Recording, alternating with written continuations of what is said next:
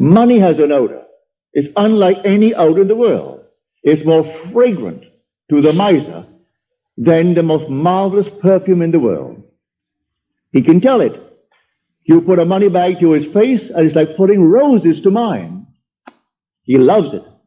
He can smell money, can feel it. Money has a distinct feel about it. Put a $20 bill in your hand and ask you to feel it, and then put another piece of paper in your hand, and you can tell the difference. There's a difference. It is an odor to it.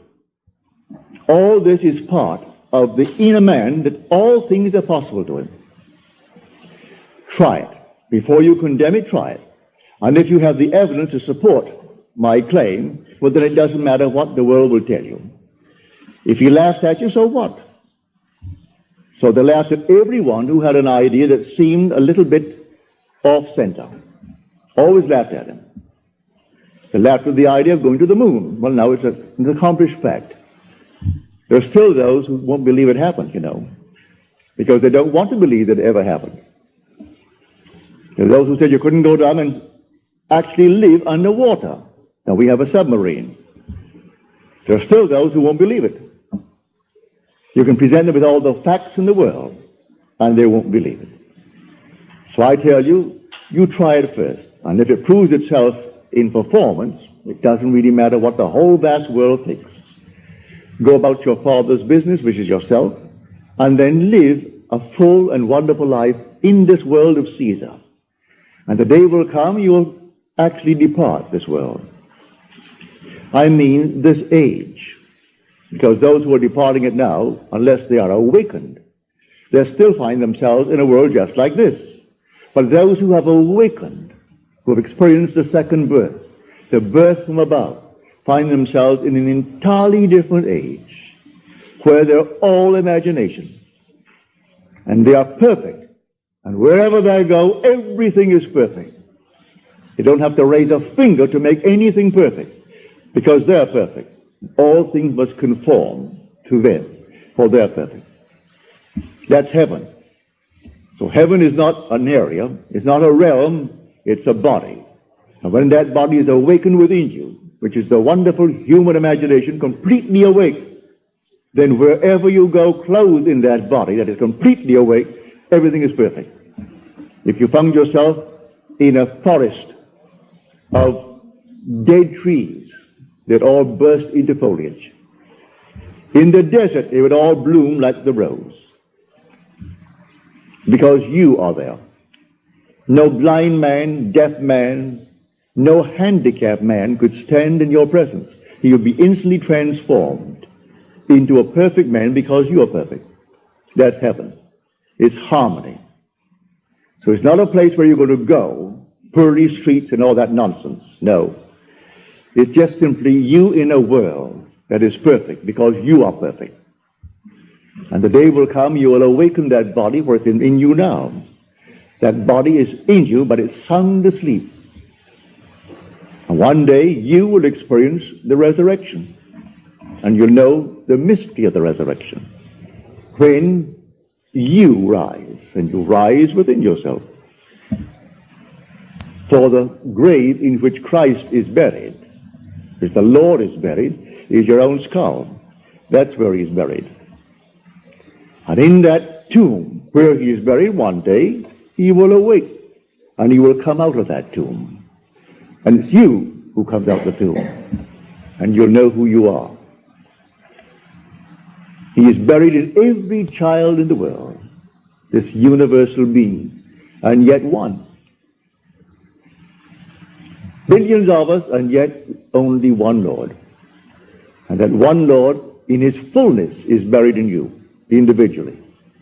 And when you awaken, you are he. So tonight, take a go.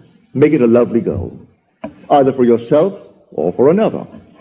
For any time that you exercise your imagination lovingly on behalf of another, you're mediating God to that other. So, bring a friend before your mind's eye. Represent him to yourself as the man or the woman that you would like them to be. And don't tell them, ask for no praise, just assume that they're talking to you. and telling you the most marvelous news about themselves. And you congratulate them on that good news and go your own way. Believe in the reality of that imaginal act. It may happen tomorrow. It may happen the day after, or a week later, or a month later. It has its own appointed hour, and it is ripening, and it's going to flower. So don't be concerned. Leave it alone, and it will come to pass. So this is what I mean by feeling is the secret. I catch the mood, the feeling that would be mine if I were what I want to be. I don't have to touch something. I can if I want to. But it's the mood I'm speaking of. What would the feeling be like if she were well? If she were this? And then you catch it, just as though it is true. You always go to the end, and the end is where you begin. We're always imagining ahead of our evidence. So go to the end and feel the end.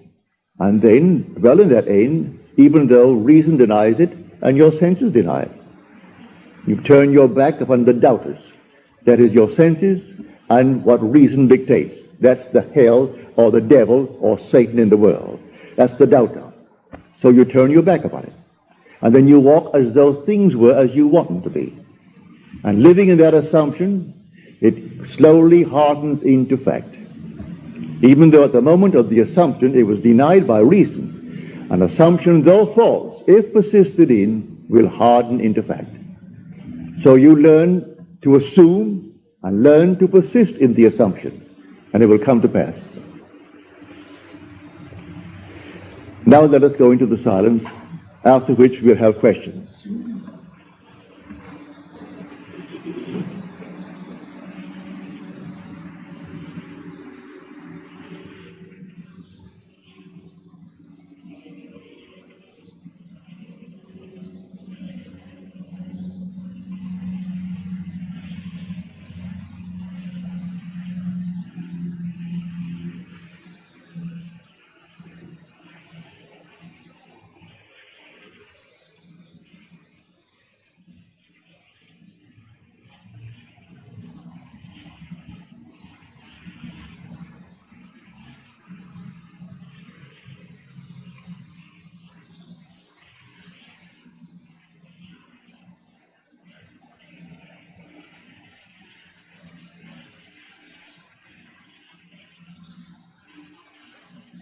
Good. Well, I hope you call it good mood. It'll work. Now, are there any questions, please?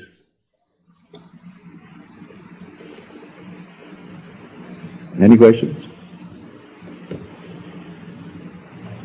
Yes, sir. You mentioned that you met your secretary and what the management was this experience. Well, to answer your question, I must go back and explain it to those who are here for the first time. No. I make the statement based upon my own experience that nothing dies. And that's not only true of man, it's true of the flowers, of the animal world, of the trees, of everything. Nothing dies. I am the God of the living, not of the dead. So nothing dies. The little flower that blooms once, blooms forever. It's renewed by the seed of contemplative thought. 1213 Jewelry supports Neville Goddard, creating a better world through creative endeavors. With handcrafted, beautiful pieces of jewelry.